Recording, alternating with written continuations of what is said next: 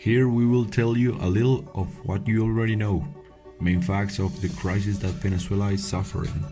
In March 2013, Chavez dies of cancer with 58 years and leaves Maduro in the power.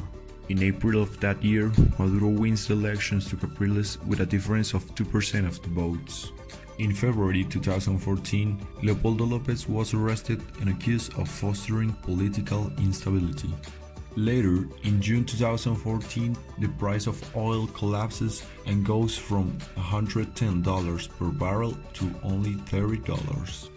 In December of 2015, the Supreme Court of Justice of Venezuela canceled the appointment of 4 deputies from the state of Amazonas. March 2016, the Supreme Court of Justice assumes the functions of the National Assembly. At this time, several protests broke out in Venezuela, leaving more than 100 people dead. A month later, the Venezuelan economy enters in a spiral of hyperinflation, commodity shortages, and recession. In July 2017, the National Constituent Assembly is approved. Maduro can change the constitution and assumes legislative functions. Maduro is accused of a dictator for handling 2 branches of power.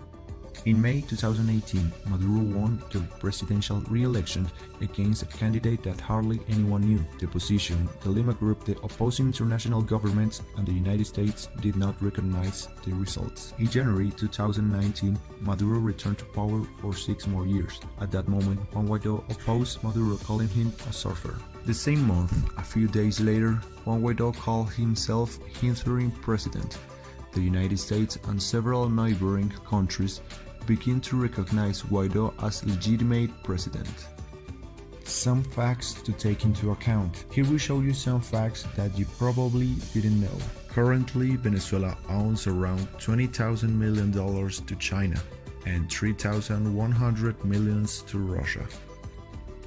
The crisis in Venezuela comes from Chavez's government. However, it has worsened with the arrival of Maduro to power. Chavez began with the closure of private companies, leaving thousands of people unemployed. With the arrival of Maduro, more than 1 million people have emigrated to Colombia, 500,000 to Ecuador, Peru, and the rest of Latin American countries. According to most states worldwide, the regime goes against the resolution of human rights. However, Russia and China do not recognize the sanctions that the United States has imposed on the regime. This has created a great tension between the powers of the West and the East. Every 24 hours, 73 people are killed. According to the newspaper El Mundo, 60% of the victims are under 29 years old. One of the laws of the new constitution, created and manipulated by Maduro, in Article 22 of the resolutions, says that it allows the public force to shoot to kill in case the officer considers it. The absence of energy begins to affect Venezuelans, leaving them without transportation, health, education, and food. No podríamos hablar de que Venezuela no tiene futuro. El futuro de Venezuela posiblemente es el futuro que a nosotros no nos gusta. El régimen se ha consolidado, las iniciativas externas que han buscado un cambio o una transición en Venezuela no han sido exitosas y en este momento, en mi opinión, la balanza está a favor del régimen del socialismo del siglo XXI que ellos tienen allá. A futuro lo que vamos a ver es un progresivo declive de la oposición, en mi opinión, que no tiene ya mayor margen de maniobra, porque fíjense, hace unos días el representante de Venezuela, la delegación de Venezuela en la ONU, fue admitida en este organismo de derechos humanos, de vigilancia de derechos humanos de Naciones Unidas. Eso es un espaldarazo diplomático de reconocimiento que legitima y hasta cierto punto conjura todo el proceso para sacar de los escenarios internacionales al régimen de Maduro, al régimen venezolano. Entonces lo que vamos a ver a futuro es, en mi opinión, un afianzamiento del actual régimen que lo va a proyectar a futuro y vamos a tener una oposición cada vez más debilitada. No veo una transición democrática, no veo una salida, no veo un cambio de régimen por lo menos a corto y mediano plazo. We would like to believe that there is a quick exit from the regime, and that the situation in Venezuela is simple. We must look at the large number of factors that make Maduro's exit from the power virtually impossible.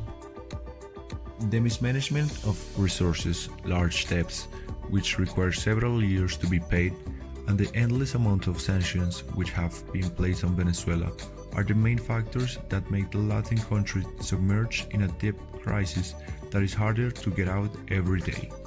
The role that China and Russia have begun to play in the crisis have been a fundamental factor that has made the situation worse.